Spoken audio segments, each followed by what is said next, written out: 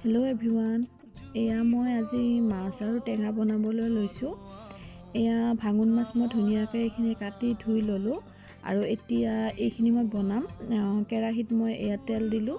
তেলত মই পিঁয়াজ, জলকীয়া, নহৰু এইখিনি দি অকণমান লাৰি ল'ম আৰু তাৰ ওপৰত দিম মই নিমখ, হালধি, জিৰা গুড়ি, অকণমান ধনিয়া গুড়ি এইখিনি দি ভালদৰে মজাই মই মাছখিনি দি দিম আৰু মাছখিনি অকণমান হোৱালৈকে মই অলপকৈ মজাম আৰু পানী দিম আৰু ইয়াতে অকণমান পানীখিনি দি যেতিয়া মাছটো মজোৱা হ'ব তেতিয়া মই উঠাই আৰু বেলেগকৈ নথওঁ, ইয়াৰ ওপৰতে শাকখিনি দি দিম আৰু এইখিনি মই ধুনীয়াকৈ 10 মিনিটৰ কাৰণে উতলিব দিম আৰু তাৰপিছত হৈ যাব তৰকাৰী।